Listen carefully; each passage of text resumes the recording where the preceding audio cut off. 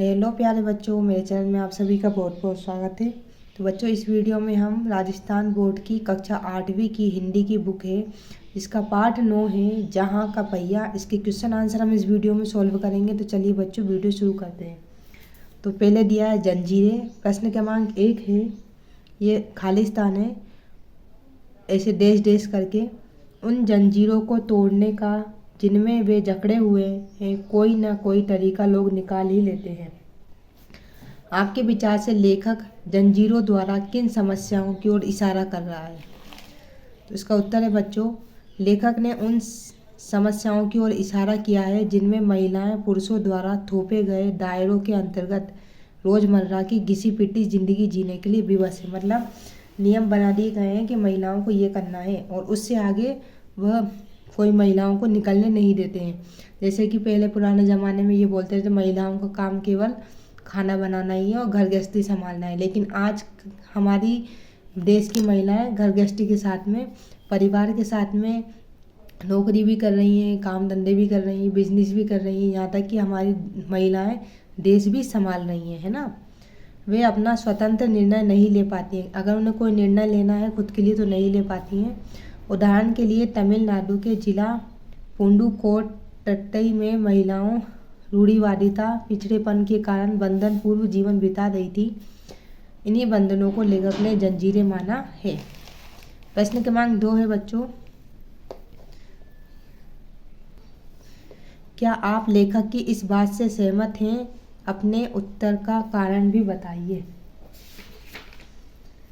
उत्तर है, उन जंजीरों को तोड़ने का जिनमें वे जकड़े हुए हैं, कोई ना कोई तरीका लोग निकाल लेते हैं।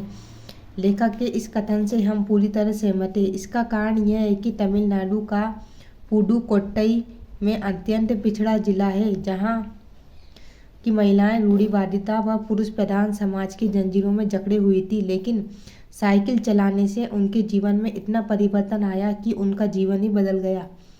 उनमें आत्मसम्मान की भावना जागृत हुई, जिससे वे अपने जीवन से जुड़े सभी कार्य आत्मसम्मान होकर आसानी से करने लगी।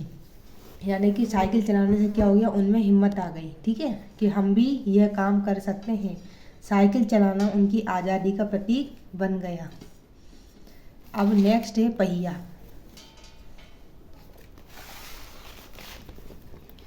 प्रश्न क्रमांक ये कि साइकिल आंदोलन से पुडुकोट्टई की महिलाओं के जीवन में कौन कौन से बदलाव आए?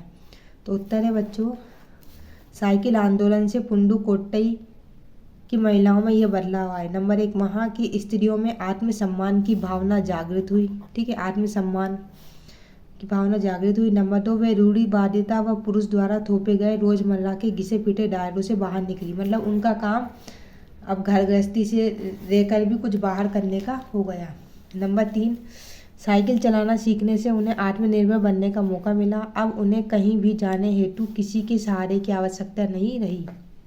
नंबर 4, साइकिल चलाने से महिलाओं की आय में वृद्धि हुई। वे आसपास के गांवों से उत्पादन बेचने में भी जाने लगी। मतलब साइकिल पे रख के वो कुछ भी सामान होता है वो बेचने के लिए जाने लग गई।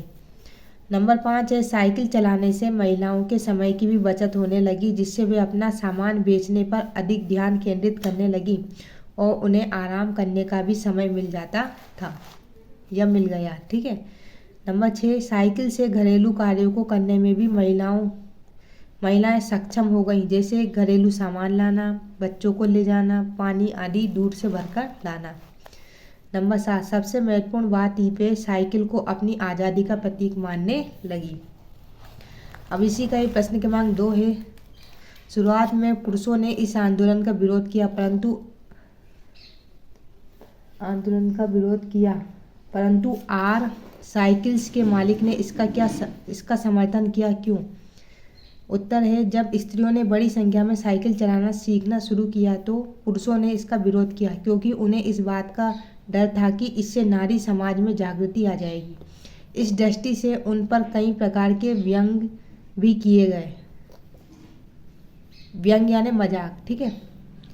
लेकिन महिलाओं ने इसकी परवाह न करके साइकिल चलाना जारी रखा। धीरे धीरे महिलाओं द्वारा साइकिल चलाने को सामाजिक स्वीकृति प्राप्त हो गई। आर साइकिल्स के मालिक ने इसका समर्थन इसलिए किया क्योंकि वह इस पिछड़े जिले में एकमात्र साइकिल का डीलर था। इस आंदोलन से साइकिल की बिक्री बढ़ गई, लेकिन महिलाएं लेडीज साइकिल के लिए इंतराज करने के बजाय पुरुषों वाली साइकिल भी खरीद रही थी। मतलब उन्होंने सोचा एतराज करना मतलब कि लेडीज साइकिल ही, उन्होंने नहीं, साइकिल कोई सी मिल जाए, हम तो पुरुषों वाली भी चला लेंगे। इसका प्रश्न क्रमांक 3 है, प्रारंभ में इस आंदोलन को चलाने में कौन कौन सी बाधा आई। उत्तर है, प्रारंभ में इस साइकिल आंदोलन को चलाने में महिलाओं को अनेक कठिनाइयों का सामना करना पड़ा। लोग महिलाओं पर तरह तरह की फफ्तियाँ कसते थे। मतलब फफ्तियाँ यानी कि एक तरह से उनको हौसला गिराने के लिए उनको परेशान करते थे, मजाक करते थे, अरे ये कुछ नहीं कर पाएगी, ये मजाक बना रहे हैं, हर कुछ बातें करते थे। मतलब अपनी रूढ़िवादी मानसिकता के आधार पर इन महिलाओं पर भद्दियाँ टिप्पणियाँ करने लगे, गंदी गंदी टिप्पणियाँ भी वो उन पर करने लगे। शीर्षक की बात, अब हम आते हैं शीर्षक की बात पर। प्रश्न क्रमांक 1 है, आपके विचार से लेखक ने इस पाठ का नाम जहाँ पहिया है क्यों रखा होगा। उत्तर है, हमारे विचार से लेखक ने इस पाठ का नाम जहाँ पहिया है इसलिए रखा होगा क्योंकि पहिए को गतिशीलता का प्रतीक माना गया है ना, आगे बढ़ना मतलब। और जब पुंडुकोट्टई की महिलाओं द्वारा साइकिल आंदोलन, ये आंदोलन है, ठीक है, आंदोलन ये साथ में लिखना है, आंदोलन चलाया गया तो उनका जीवन भी गतिशील हो गया। वे भी परंपरावादी और रूढ़िवादी विचारधाराओं को तोड़कर आधुनिकता, ये आधुनिकता आप चाहें तो पास में भी लिख सकते हैं इस तरह से, ठीक है, ये मत लिखना, यहाँ से लिखना, आधुनिकता व आत्मसम्मान की ओर अग्रसर हुई, उनमें आत्मसम्मान की भावना जागृत हुई। ठीक है।